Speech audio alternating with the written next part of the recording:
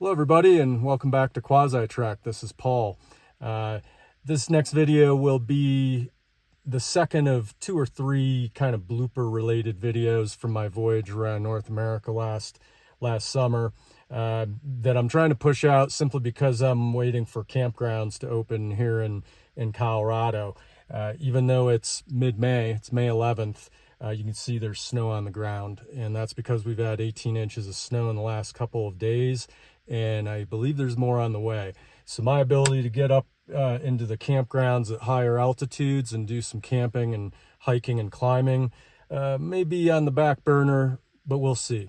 But in the meantime, this video is about the less glamorous aspects of my drive around North America last year, and it's about the drive. Don't get me wrong, the drive, it's one of my fondest memories of the trip. I got a ton of time just to be alone with my thoughts while I was driving. I saw some of the most amazing scenery and landscapes imaginable from the front seat of this car. It was amazing, but it was still 10,000 miles of driving. So there were plenty of instances of, traffic issues, my car just getting beaten to death on some occasions, and GPS issues. In fact, I'll even give a sensitivity warning right now. At one point in this video, I kind of lost my patience with my GPS after a repeated issue that it kept doing, and really lost my temper and kind of got a little vulgar. So be forewarned. But aside from that, I hope you enjoyed the video. I'm going to thank you in advance for watching, and as soon as the snow melts off, I'll see you back out on the trail. So I'm with my buddy Lance here in the loud van. Hello! It's just like old times. We're going up some steep as hell. It's like look at this van. I mean, my God. It's all the tools necessary. It's awesome. We got it all. We're going up like a really steep hill. Feels like we're in a roller coaster. It's about to come off the tracks or something. But it's fine. It's fine. Man, look at this like post-apocalyptic scene. It's like a power plant up here with it's off-gassing a huge flame of probably methane or something. Let's see if I can zoom in on that.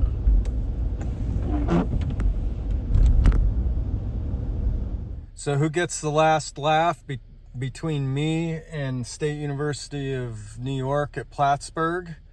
I do, that's who, because I parked in the faculty parking lot without a permit and they didn't catch me. Ha ha ha, I did it.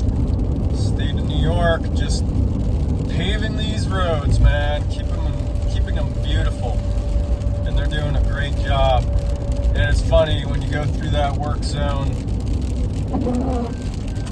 they're not even like slow down. They're like, just stay out of the lane we're working on. Yeah, love it. Doing a good job, guys. But yeah, I'm gonna chill here for a bit. I think I'm gonna research in my car manual how to silence all the flashing lights and beeps when I open my tailgate, so that I can get out of my car in the middle of the night to use the bathroom without the whole damn campsite knowing about it. Whoa. I don't know about this route. In 4.2 miles, turn right onto Ijerna Road. So, once again, Apple Maps has got me going down some podunk side road. It likes to do this. Oh, as I can hear those bushes scratching against my car. But yeah, it's 7 miles up this dirt road to get to the trailhead. My poor car. And I'm pretty sure that when I selected my route to where I'm going, it looked like a pretty straightforward route. So I feel like it recalculated midstream and it does this to me. And it's, yeah, you never can tell until you're actually in the moment, you know, like oh, it's taking me down all these little gravelly, crappy side roads. Yep. Yeah, so I was a little bit more willing to, oh gosh, yeah, a little bit more willing to, oh my Lord. Oh boy, yikes. Well, I might have to move that tree up there in the road. Didn't see those bush branches scratch against my car. And my next stop will be, oh man, love those train tracks. Is it worth it? I keep hearing branches just scraping along the sides and the top of my vehicle as I come through here. I don't know, man. I might need to, well, unfortunately it's all the way or bust, I guess, because I haven't seen anywhere where I could possibly even turn around. Yeah, apparently they used to just repair the road, you know, every now they would repair the road, rebuild the bridge, and now they're just like, you know what, whatever, we'll just fill it in with dirt, and people can figure it out 6.5 miles in and 6.5 miles out on this pitted washboard gravelly road, about 5 miles an hour. So yep, just trying to get out of here without killing my suspension, and I might try to get a hotel room there tonight. Oh, come on. Yeah, it was a narrow road with branches sticking up. Probably got them on my roof too. Hopefully those buff out. You are allowed to do 65 miles an hour through here, but this guy is doing between 40 and 45. Oh, God, man. Killing me. So I was stuck behind a damn RV for like 5 miles, and then I finally got a double lane to pass them, and now I'm stuck behind a damn cement mixer. Oh, maybe if I'd come around that last curve 3 seconds earlier, this giant lumber truck wouldn't have pulled in front of me, but now he has, and it's uphill for the next 40 miles. This guy's gonna do 50 miles an hour, where you can't pass, of course. And another fifth wheel doing 30 miles an hour. Oh, come on. So I'm in Jackson, just trying to get out of the city. I made a couple stops that I had to make. And, yeah, I don't know what's going on here, but I just came out of a section of town where it was as though a concert had just gotten out. For 18 miles, continue straight on. It's like the traffic here is insane, like for a small city. Yeah, good to put this place behind me. I was gonna get something to eat here, but I think I'd rather just be hungry. All right, out of here. What is cool is I'm on I-70, and for the first time in, well, I don't know, feels like 1,000, maybe 2,000 miles. I'm on a dedicated 2-lane road, which is nice. Well, geez, yeah, I was all excited about finally getting a 2-lane interstate to drive on, and then I immediately come into a zone where they've got just miles of barriers set up to the point where we're like pushed off into the breakdown lane here, and I'm stuck behind a fifth wheel towing a Jeep. So I've come to a construction stop here,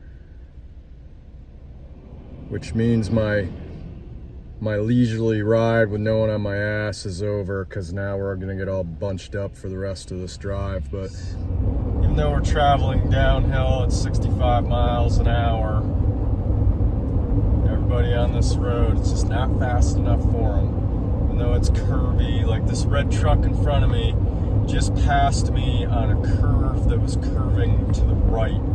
and he almost lost control of his vehicle trying to get back in the lane because he didn't take into account inertia. So as with everywhere else, people are idiots. Yeah, so this is the 18-wheeler. As we go by, I'm gonna try to figure out what he was trying to do here. Oh gosh, holy moly. Okay, so I thought he was trying to make his way up a driveway, but it's just a really, oh my God, are you kidding me? There's no way. Yeah, he was trying to get up this. Oh boy. I think the speed limit was 50. Yeah, there's a speed trap back there. I guess I better be careful. Yep. Those are mountains. And my phone will not cooperate. Yeah, I've been going uphill for about 20 minutes. Oh, here's my first downhill. Ooh, let's see what we can see here. Oh, not what I thought it was. So what kind of sucks about these downhill drives through mountain passes is that they're incredibly beautiful, and when you're just the driver, you don't get to look. You know, it's quick glances, okay, right here I'm kind of getting a look, but there's too many twists and turns and switchbacks. You gotta pay attention. Is because I'm on the roadside in a little parking lot pull off, getting a look at. Proceed to the route. Shut up, Siri. Getting a look at that.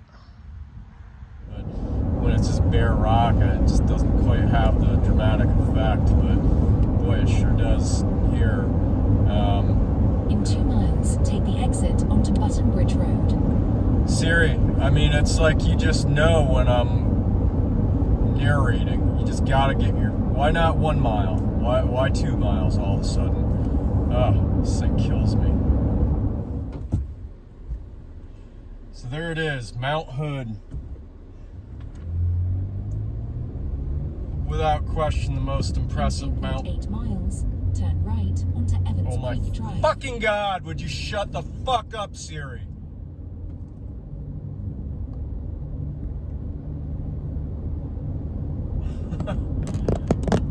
Okay, there it is, Mount Hood. Without question, the most impressive mountain I've seen on this trip. Well, I'm headed out of California for the moment, towards Reno, Nevada. Because one way or another, I got to go through Reno. One way or another, I got to go through Reno. Yeah. So it's kind of a repetitive thing out here in Nevada, where you go down like a 10-15 mile straightaway and you finally get to where it turns and you're like, oh good, and then you make that turn and there's another really long straightaway. Yep, that's how the monotony is broken up. Yikes.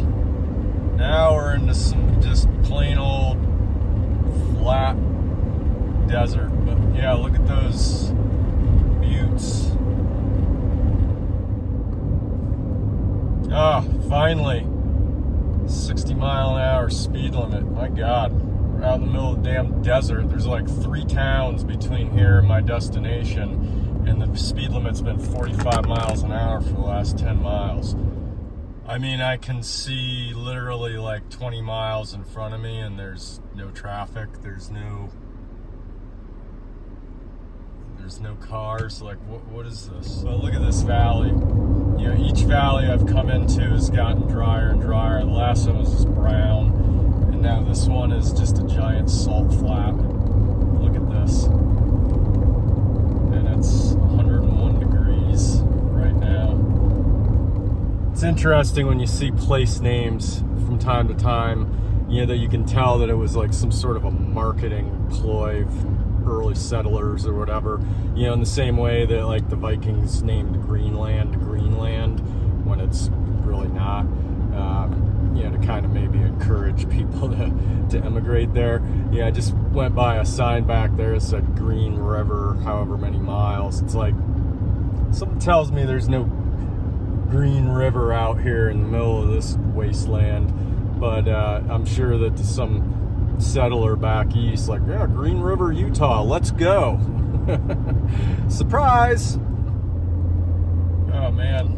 You know, after I've been through this before, where you get so used to driving at 80 miles an hour or faster for hundreds of miles, and then you're on a road where you're doing 50, and it feels like something's wrong with your car.